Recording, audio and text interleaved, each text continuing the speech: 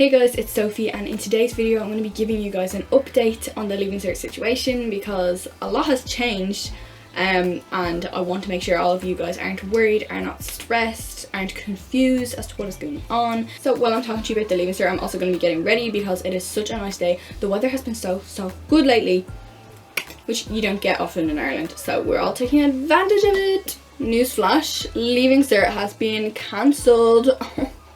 The first time in forever that it's ever been cancelled, so this is news, which was the right decision to make because there's no way they could have had us all in any size exam hall at all whatsoever. It's just too risky basically. It wouldn't have been safe, people would have felt uncomfortable. Like, we're cancelling your Leaving Cert, we're doing predicted grades because that's what the majority of you wanted. I hate predicted grades, I still do.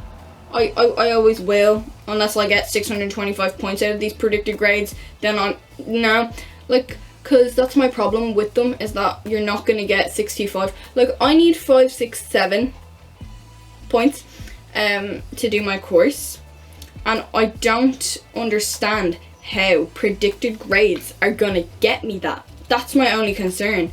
Like, I know you could sit there and be like, well, how are you going to get that in the exam? Like, people study a lot harder in the last few weeks before the leaving because it's like the last stretch, you know what I mean? Like, if you're in a race, yeah, of course it's a marathon, but in the last little bit you're gonna push a little bit more because you know it's the end. So I feel like that's a good analogy. I don't know, maybe it's not. I want to talk to you guys about predicted grades, how it's gonna work.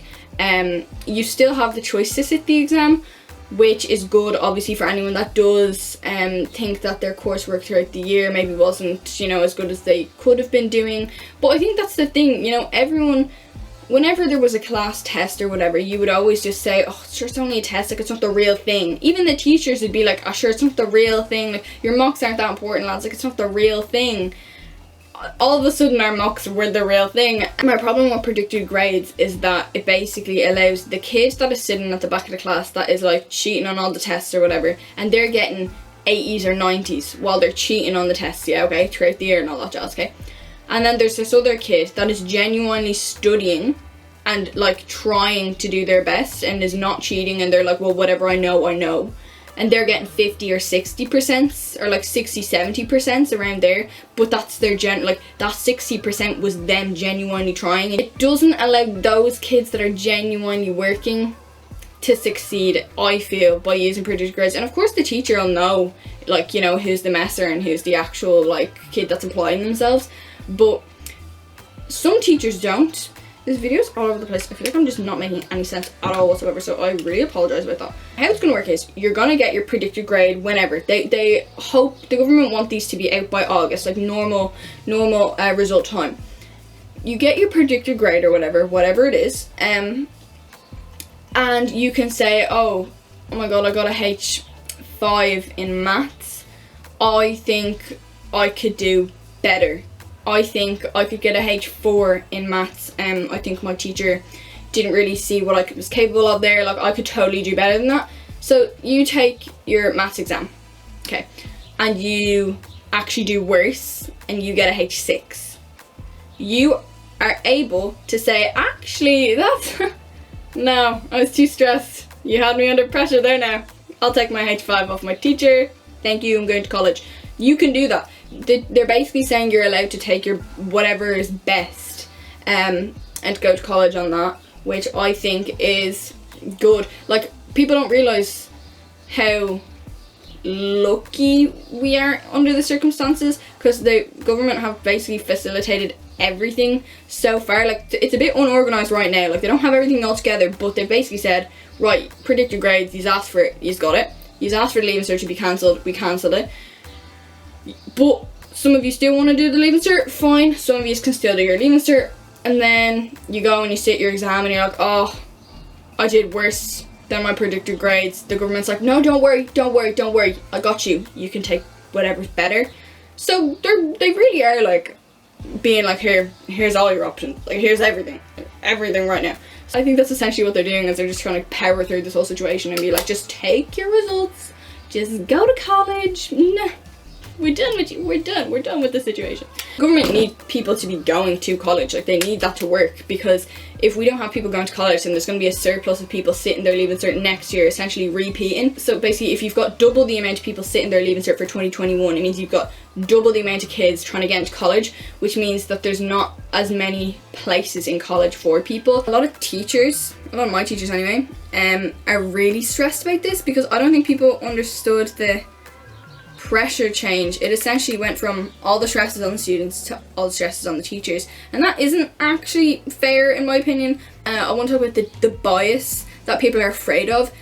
I think you need to realise you're not going to get along with everyone in life, and I don't think it's fair now that that relationship is going to get in the way of your grades. Do you know what I mean? So like, I feel like it sets a false expectation that we all should be star pupils and everything. Like, you might not get along with your teacher, and that's totally fine, and just because you don't get along with the teacher doesn't mean you're a bad student either. Like, as long as you didn't literally stick a thumbtack to the teacher's chair and glue them to the door or something like that, like, I feel like this is the way people are acting. They're like, oh my god, I accidentally like killed my teacher's dog, and now they're gonna give me an F. Because that's not, I don't think that's, I feel like it's a bit of an exaggeration. Like, I don't really think that's how it works. I think kids are just more worried that they're like, oh my god, I said that one thing to her that one time in first year, so she hates me now. Like, do you think she remembers that one tiny little thing? Or, like they're human. Like, teachers are just human. They're not, like, government spies. Like, they want you to go to college. Like, that's their job, is to get you to go to college. So, if anything, they're probably going to be like, look, just give them all C's. Like, even if they hate you, I think they literally are just going to be like, give them all H3s and get them out of my face. Like, I can't teach that child again, because if they actually don't like you and they give you bad grades, it means they're going to have to teach you for another year. Think about it that way. Think about it that way. If they hate you, actually, they'll probably be more likely to get rid of you. This eyebrow is disgusting. What the fuck is that? Oh my god, that's atrocious. With predicted grades, because I'm repeating, I don't know if they're going to look at my 5th year results and my 6th year results and then my repeat year results, because my repeat year has been a mess. I was in 2 different schools. So do they look at both of them schools from, because I moved after Christmas to a grind school, back to my, oh, I have a complicated school story, I'm not going through it right now, but I've been in a few different schools for my leaving cert, so I'm like, do they look at all the different schools and all my grades? So I kind of just finished my makeup off camera really quickly, like just the eyeshadow and my mascara, because I was just talking for too long. My English teacher actually told me he has 700 kids' grades to predict. 700 grades to predict. How does one person remember 700 kids and their backstory, and like, oh, I know that she tries hard and she's got stuff going on in her life, and like, I know he's applied himself, and like, he had that one day his dog died and he still handed in his homework. Do you know what I mean? Because I feel like we've such an expectation for teachers to do that, to, you know, to understand our personal lives as well, and like also our grades, because like no grading system is ever going to take into account you as a person. And I think that's probably one of the biggest flaws in every education system, is that like, it's just about what you know. It really just is. I think that's everything I had to say in today's video. I hope that I made sense. I think I was a bit all over the place in this one, guys. Really sorry about that. Please do leave any comments or questions down below if you have any more questions or anything, and I'll try my best to get an answer for you guys. So thank you guys so much for watching. I hope you enjoyed, and I will see you guys in my next video. Bye!